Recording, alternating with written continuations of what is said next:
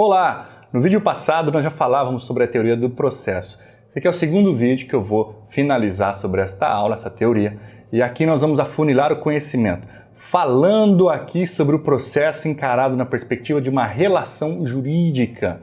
Já tratei com vocês sobre todas as teorias mais relevantes, a teoria do processo como contrato, quase contrato, falei ainda da teoria do processo como uma relação jurídica, aí avancei falando da teoria do processo como uma situação jurídica e ainda como um procedimento em contraditório.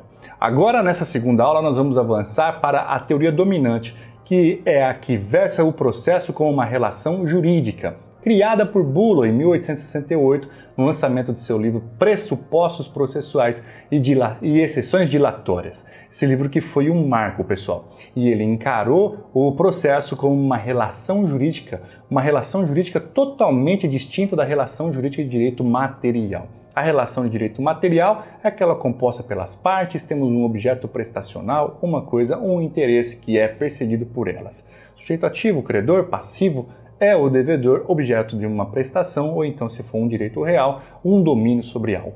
Pessoal, uma relação jurídica de direito processual, a história, a conversa é outra, conforme eu já te falei. E aqui já avançando para o nosso conteúdo que importa.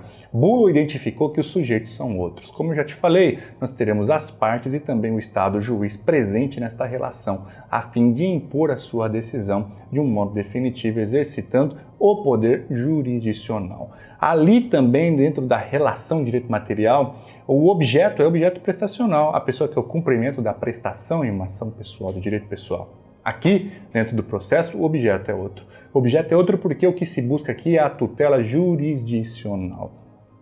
Por fim, em uma relação de direito material, nós teremos requisitos próprios, estampados lá no 104 do Código Civil. Enquanto aqui numa relação de direito processual, não. Aqui não vale apenas aquele dispositivo. É necessário ainda que outros requisitos sejam preenchidos, como, por exemplo, é necessário a procuração ao advogado, não pode haver dispendência, coisa julgada, perempção, é necessário a petição seja apta, um órgão seja investido de jurisdição. Olha quanta coisa é necessária para que você desenvolva uma relação jurídica de direito processual.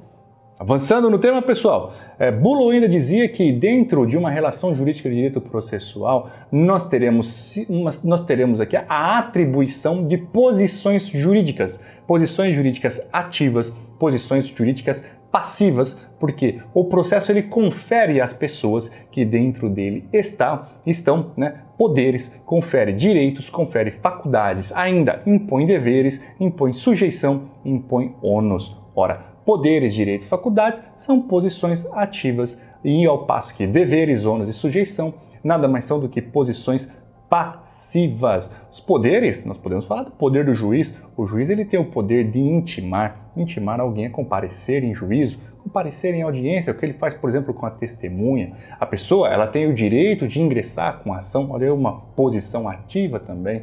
A faculdade, que é nada mais do que a manifestação deste ato na esfera, que gerará reflexo na esfera do sujeito. A faculdade é você ter a possibilidade de realizar ou não, praticar ou não, está para o seu arbítrio, está para a sua opção. Vamos dar um exemplo para ficar claro o que vem a ser a faculdade? Lá na audiência, onde nós teremos o depoimento das partes ou ainda a oitiva da testemunha.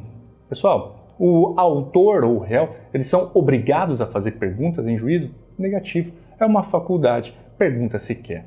Tá joia? Então nós temos aí as posições ativas que nascem em decorrência desta relação jurídica de direito processual e que inexistem lá em uma relação jurídica de direito material. As posições jurídicas passivas se traduzem em outras situações, da qual nós teremos o quê? Deveres. Dever está em contraposição ao poder. Quando o juiz exerce o poder, por exemplo, ele impõe um dever para que seja feito. A sujeição também é outra situação, porque a sujeição é uma situação passiva, porque a pessoa ela nada pode fazer estando sujeita àquela situação que é colocada para ela. E por fim, o ônus. O ônus que vocês já viram na nossa aula passada tem muito a ver com a faculdade, porque vai trazer um malefício, uma consequência para a esfera própria do sujeito.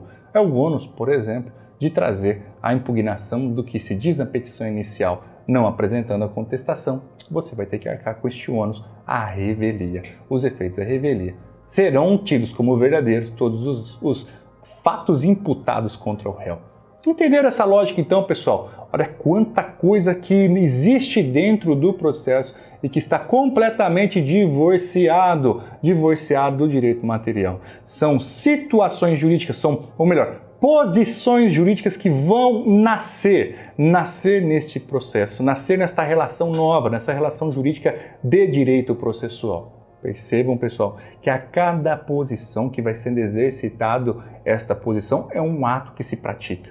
Por isso que o processo, já vou avançando aqui, ele tem uma característica muito peculiar de ser uma relação jurídica progressiva, porque nós temos fatos e atos que se determinam, que se avançam para a realização do ato final. É a petição inicial que gera uma citação, que gera uma contestação, que gera a produção de provas, que gera uma sentença. Se você vir de trás para frente, você percebe, de frente para trás, aliás, você vai perceber a dependência destes atos, o que caracteriza esta relação ser uma relação progressiva. Não existe sentença sem as provas, nós temos algumas exceções, umas hipóteses de julgamento antecipado, da lide, mas enfim, variantes dessa regra, para que você entenda, não temos a sentença sem a prova não tem sem a contestação não vem sem a citação não nasce sem o ajuizamento da demanda. Percebam então que esta linha progressiva, ela é uma linha dependente, tá joia? Por isso o processo é uma relação jurídica progressiva que confere aos sujeitos envolvidos no processo situações jurídicas, neste caso, ativas e também passivas. As ativas são poderes, são direitos, são faculdades, ao passo que a situação jurídica passiva vai conferir deveres, ônus, sujeição. Por isso que processo, então, pessoal, é uma relação jurídica complexa, porque são vários atos praticados em decorrência dessas relações processuais ativas e passivas. É dinâmica por quê? Porque ocorrem fatos que sempre vão colocando os sujeitos em uma posição nova. Ela é dinâmica, ela não para. E toda esse número de atos que são praticados se resumem a uma relação.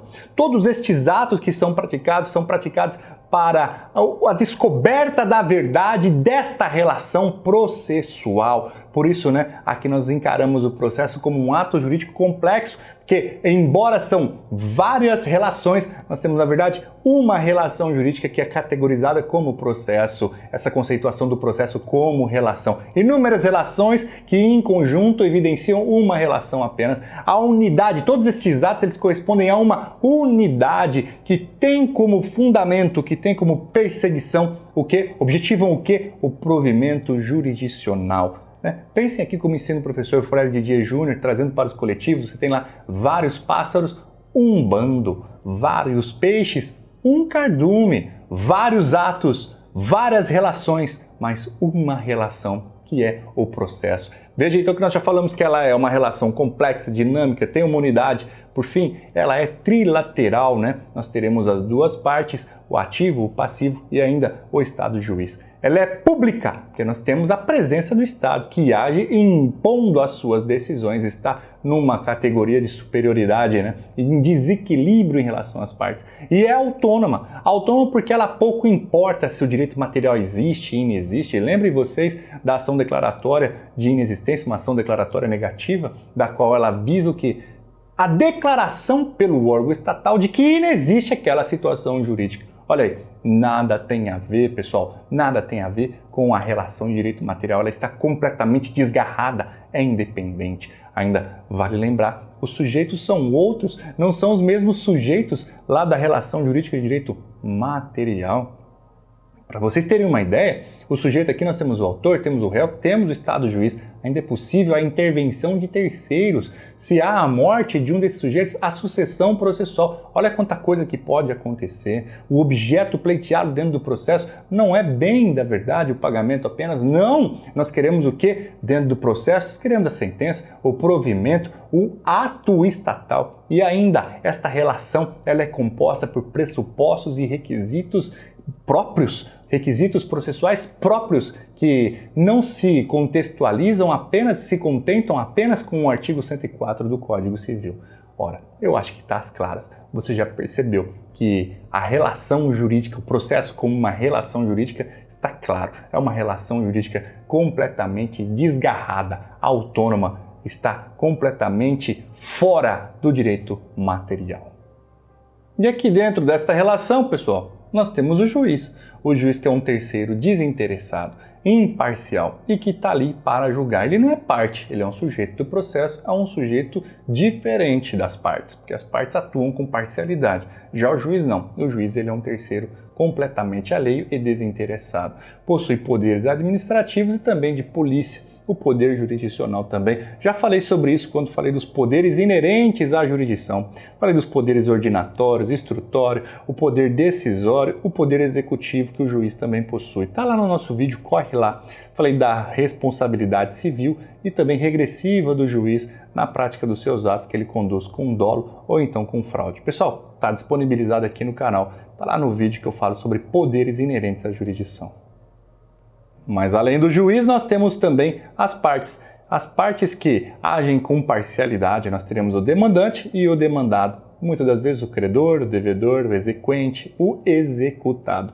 Pessoal, as partes possuem princípios próprios e básicos a ela. O princípio da dualidade das partes, nós teremos pelo menos duas partes. Teremos ainda o princípio da igualdade, o princípio do contraditório, que é o guia das partes dentro do processo, a fim de que esse processo seja cumpridor da cláusula maior do devido processo legal. Estes princípios foram todos tratados aqui também no canal. Temos aulas disponíveis com fartura para falar sobre princípios. Pessoal, tá certo então? Entenderam essa teoria? A teoria do processo como uma relação jurídica é esta que é válida nos dias de hoje, conforme nós trabalhamos e conforme eu acabei de te explicar.